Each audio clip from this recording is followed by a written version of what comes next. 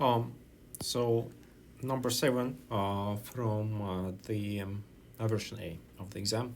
So here they ask if you have a charged metal cube in static equilibrium, which one of the following statements about the metal cube is not true? Okay, so let's read all of them. The electric potential on the surface of the cube is the same as the electric potential inside the cube. That's definitely true. Electric potential inside and on the surface as a conductor is a constant. Remember, we had a so if we have a charged, solid sphere, and we plotted the electric potential for this charged solid sphere, and it looked like this. So it was constant inside the conductor, and then it was falling with like 1 over r.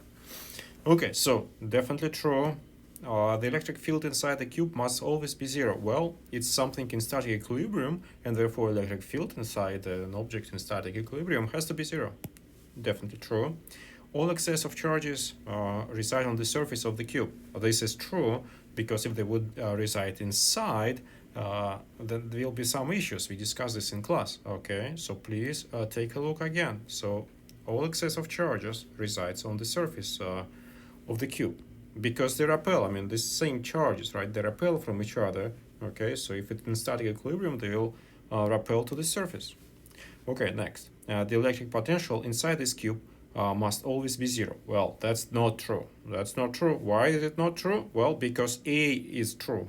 So the electric potential inside the cube is not zero. Okay, so as you remember, for the sphere, it looks like this. So it is constant, and then it falls like 1 over r outside. Okay, so this is not true. And the final one, the direction of the electric field must be outside of the just outside the surface of the cube is perpendicular to it. This is true. We discussed this as well. So that this is the rule. If we have a surface, the electric field, the conducting surface, the electric field has to always be perpendicular to that surface. Okay, let's also consider another problem, number 5. Okay, so number 1. So the fifth lowest graded problem. So here what we're given all these electric field lines. At some point over here, we were said that the electric field, this magnitude is given by this number. All right, so electric field lines, we draw the tangential to it at the point we are interested in.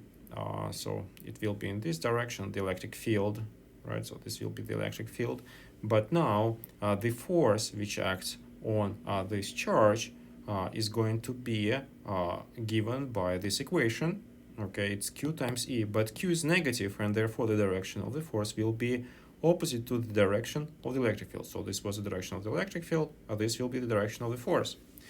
Okay, so now what about the acceleration? Well, acceleration we can find